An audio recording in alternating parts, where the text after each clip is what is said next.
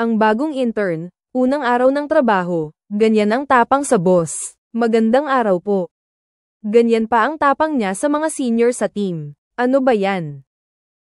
Ang pag-aayos ng workplace ay nasa matalas na dila ni Shu Ruiji. Ang isang to, talaga naman. Gusto ni Xiuying lumabas kasama ang mga kaibigan pero wala na siyang pera. Nahihiya siyang manghihiram ng pera sa wallet ng tatay niya. Anong ginagawa mo? Nako, muntik na akong atakihin sa gulat. Wala ka bang magawa kaya nagnakaw ka na? Sabi niya, hiniram lang daw niya. Babayaran din daw niya agad. Pinayuhan siya ng kuya niya na kung kulang sa pera, magtrabaho na lang siya. Imbes na puro tambay lang dito sa bahay, lalo itong nagpainit ng ulo kay Xiuying.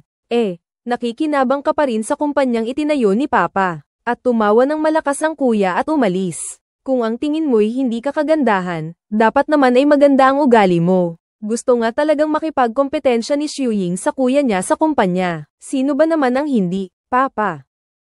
Gusto ko ring magtrabaho sa kumpanya. Gawin niyo akong vice-presidente. Ano? Hindi ito laro-laro, kumpanya ito. Tinanggihan agad ito ng tatay ko. Tapos anong gagawin ko? Lalo pat sinaman siya ng tingin ng nanay ko. Magtatrabaho na rin ako para kumita. Dahil sa paulit-ulit niyang pakiusap, pumayag na rin si tatay na magtrabaho siya nang hindi nalalaman ang tunay niyang pangalan. Bilang isang trainee. At tinawag ang sarili niya ng isang napakagandang pangalan. Shu Ruiji. Basta't magaling siya sa trabaho. Mabilis siyang mauusad. Napakataas ng pangarap niya, kahit hindi pa siya nakakapagtrabaho. Plano niyang maging regular employee sa loob ng 1 buwan, maging section head sa 2 buwan, at maging director sa 3 buwan. Iniisip pa lang niya ang araw na siya na ang magiging representante, at palalayasin niya ang kanyang kuya sa opisina gamit ang kanyang mga tauhan. 1 taon lang ang kailangan niya para magawa iyon. Ang pagtawa ng malakas ay hindi maiiwasan. 1 taon din ang itinagal bago ako makarating dito. Si Lolo mismo ang tumawag kay Mr. Wu para ayusin ang pagtatrabaho ni Suyeng. Hindi man lang humingi ng pahintulot sa akin. Parang ang bigat sa dibdib ng kuya ko. Pero malapit na ang oras ng trabaho. Bakit kaya hindi pa kumakain ng almusal si Suyeng? Mabait na tinawag ni John Hyuk ang ate niya para pumasok sa trabaho. Dahil sa puyat kagabi, hindi na makatayo si Suyeng. Tapos, may reklamo na agad ang team leader sa intern na nag-absent sa unang araw ng trabaho. May sama talaga ng loob siya. Pagdating niya, aabangan ko siya at pagagalitan ko siya ng husto.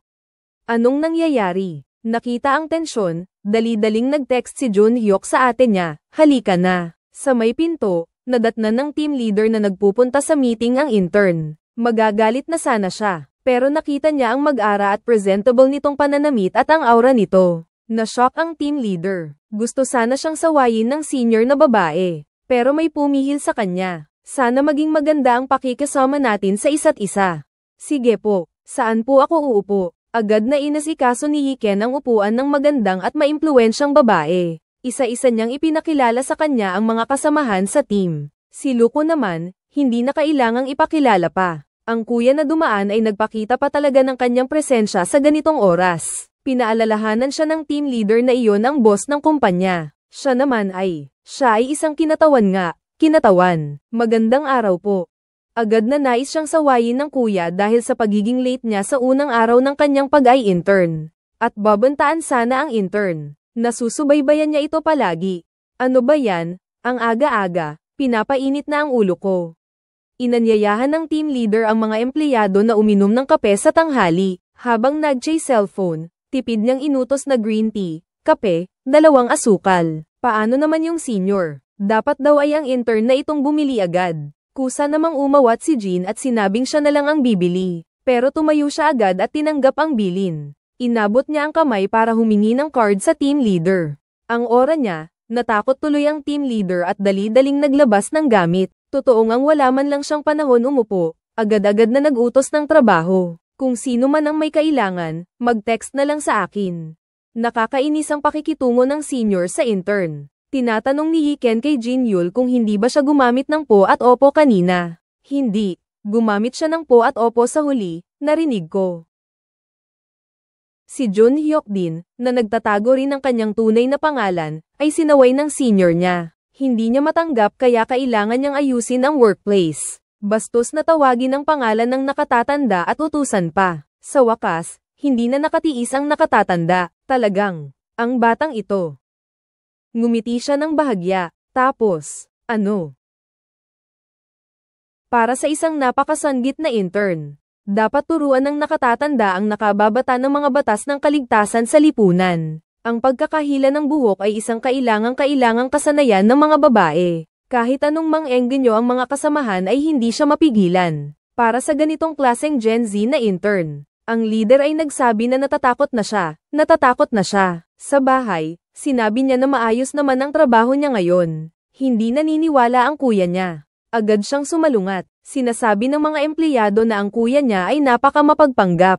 Tingnan mo na lang ang anonymous message board ng kumpanya. Wala naman siyang pakialam, sabi ng kuya ko. Bigla na lang niyang binuksan ang message board ng kumpanya para basahin ang mga komento tungkol sa kanya. Ang hangin talaga.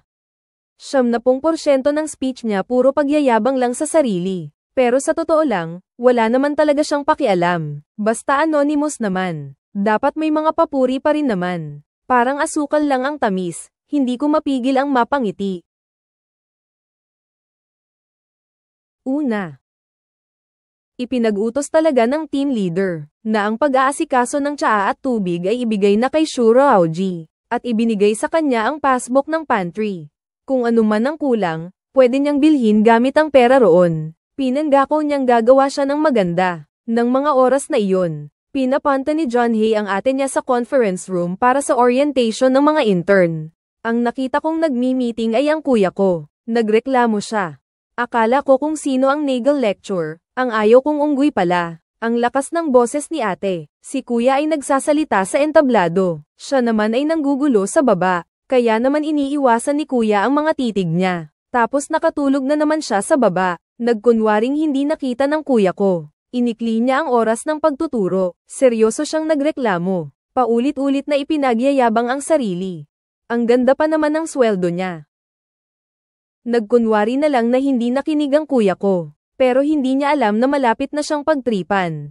Nagkunwaring walang alam ang amo. Inutusan ng pinuno ng grupo na isang trainee lang sa grupo ang mag-ayos ng mga kahon sa bodega. Gusto pa sanang magdagdag ng tao ng pinuno ng grupo. Iginiit ng amo na hindi naman daw marami. 100 lang daw mahigit. Umakyat siya para tanungin ang kuya niya. Ganito na pala kabukas ang pagpapahirap ngayon. Ang kuya niya ay may mukha namang seryoso. Trabaho naman daw iyon ng isang trainee. Pumasok sa elevator pero ang lalaking ito ay talaga namang nakakainis. Anong klaseng kinatawan to?